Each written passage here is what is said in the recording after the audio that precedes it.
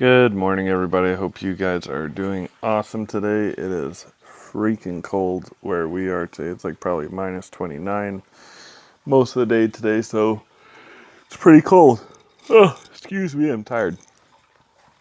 So that being said, Saturday, Lord willing, we'll be doing a Q&A. That'll be at 9:30, so bring your questions and your coffee to that.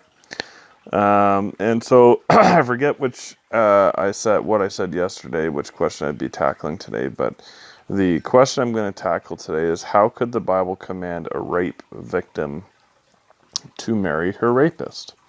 And some people that aren't familiar with a lot of Old Testament law and stuff like that are kind of probably right now thinking like, what the heck are you talking about, Dave? So let me clarify that. I'm going to read Deuteronomy chapter 22, verses 28 to 29. And it says, if a man happens to meet a virgin who is not pledged to be married and rapes her, and they are discovered, he shall pay the girl's father 50 shekels of silver. He must marry the girl, for he has violated her. He can never divorce her as long as he lives.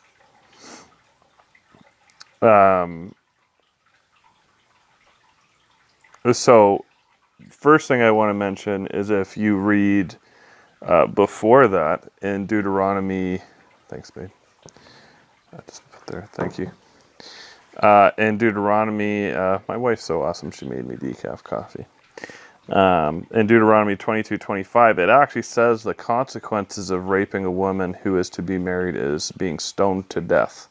So that should give you a very clear, precise thing right there, just letting you know it doesn't condone it. So what does it mean when it talks about in that verse, that last verse is talking about in Deuteronomy 22, verses 20 to 29? So you have to look at context.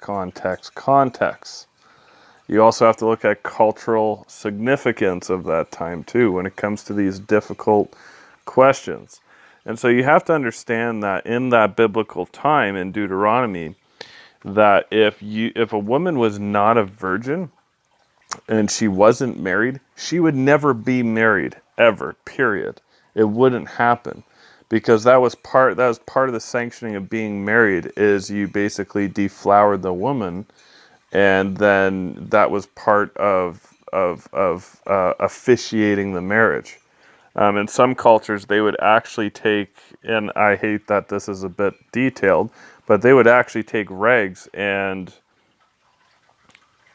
wipe the blood after consummating the marriage and actually wave it out their door, showing that the marriage has been consummated, to show that she is a virgin and that they're married now.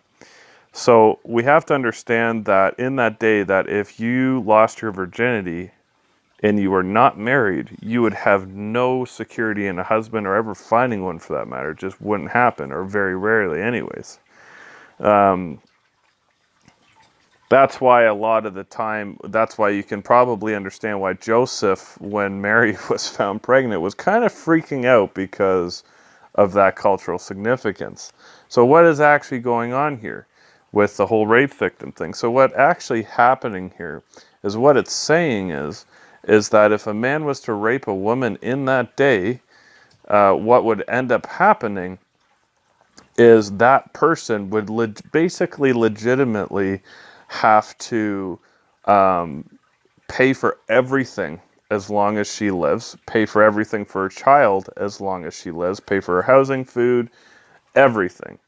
And it's kind of similar today, somewhat anyways, where if a couple is living together, they have a child, and the man decides to just be a deadbeat or whatever, he has to pay alimony or child support, right? And it's kind of the same thing here. And actually, it was a lot more harsher, where he would be forced to marry her and basically completely take care of every single need she had, regardless. And, she wouldn't have to be sexually obligated to that person, but the man who raped her would basically be held responsible for any needs she had going forth from that time.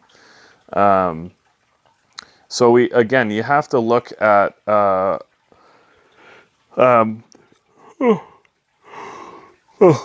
only time that they wouldn't do that is if the father of the woman who was raped had a more suitable way of being provided for. So I'll give you an example. So say this woman got raped, she lost her virginity, and they were about to force this guy to marry this woman, so he would have to provide all her needs while she's alive, and same thing for her child.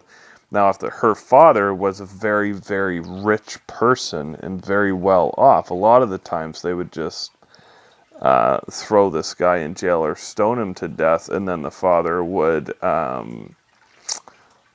take care of her, essentially, and her child. It was not designed to force the rape victim to an unbearable marriage. That is not what that verse is talking about. But it was more to secure her future and her child's future financially, with food, with security, with a house to stay under, and things like that. And I'm just going through these questions because these were kind of questions that I kind of picked on our Q&A last Saturday that I was talking about, and I think we only had 2 people for the majority of it, so that's a good. And I just felt that these are very common questions I get from atheists that try to denounce the Bible and saying that it's this big evil book and God's evil and this stuff, and so these are one of the things that I get sometimes. So I wanted to explain that. So no, the Bible does not condone a rape victim to marry her rapist. That's not what that means. You have to look at the context and cultural context when we're looking at these type of questions. So that being said, that's the answer to that question. Tomorrow, I'm going to talk about does God actually command the genocide of entire races of people in the Bible, and the history and context and cultural context behind that question as well. So come out for that. Lord willing, I will be doing that video tomorrow. Stay warm today, guys, and I hope that you guys have yourself an awesome day. And other than that, I will, Lord willing, see you guys tomorrow. Hope you have a good day. Talk to you later, guys. Bye for now.